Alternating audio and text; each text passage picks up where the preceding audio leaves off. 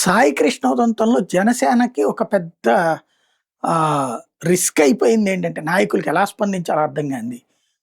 చంపబడ్డటువంటి లేదా మాయమైపోయినటువంటి సాయి కృష్ణ స్వయంగా జనసేన కార్యకర్త. అతనే. అతని కుటుంబం అంతా జనసేనోళ్ళే. వాళ్ళ మేనమామ జనసేన, ఆళ్ళ మామ జనసేనే. అదే సందర్భంలో అతను చచ్చిపోయాడు, చంపబడ్డాడు. లాకప్ డెత్ జరిగింది. శవాన్ని కూడా నో డెలివరీ జరిగింది. ఇక్కడ ఈ సిట్యుయేషన్‌లో అతనికి అనుకూలంగా మాట్లాడాలా?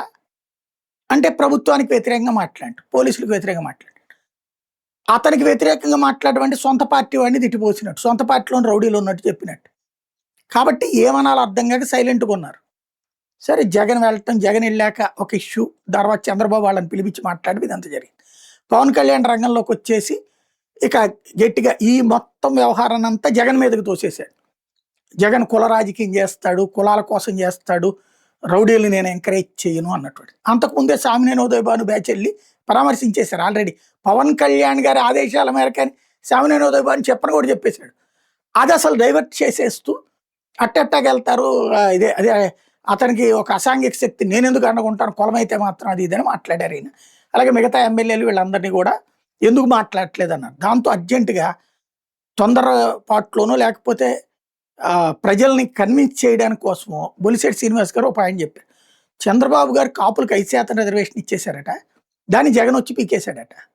ఎలాగబ్బా అంటే, అప్పట్లో ఈ ముద్రగడ పద్మనాభం వివాదం ఇదంతా అయిపోయాక పవన్ కళ్యాణ్ బయటకు వచ్చేసిన తర్వాత ఆ టైంలో కాపు కమిషన్ వేసేసి కాపుల రిజర్వేషన్ల మీద ఆ కమిషన్ చైర్మన్తో సంబంధం లేకుండా మెంబర్లతో సంబంధం లేదు, ఒక మెంబర్తోనో ఇద్దరు మెంబర్లతోనో చైర్మన్ నోట్ కాకుండా రాసిచ్చేసేసి ఆ తర్వాత ఇచ్చేసినట్టు చెప్పారు.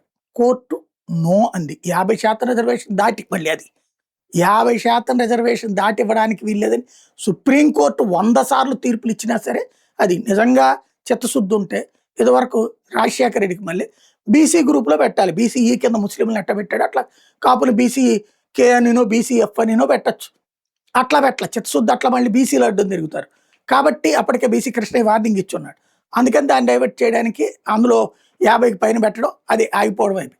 ఆ తర్వాత మళ్ళీ జనం ఏమనుకుంటారు, ఈడబ్ల్యూఎస్ నరేంద్ర మోడీ రిజర్వేషన్ తేగానే అందులో 5% కాపులకు అన్నాడు. అట్లాగే ఈడబ్ల్యూఎస్లో ఒక 5% అంటూ ఇవ్వడానికి వీలు ఉండదని చెప్పేసి కేంద్రం చెప్పేసింది. దాన్ని జగన్ వచ్చిన తర్వాత అట్లాగా ఉండదు, ఈడబ్ల్యూఎస్ అంటే అందరికీ సమానం అని చెప్పి. ఈ కాపుల రిజర్వేషన్ ఏమైనా కంటిన్యూ అవుతుందా?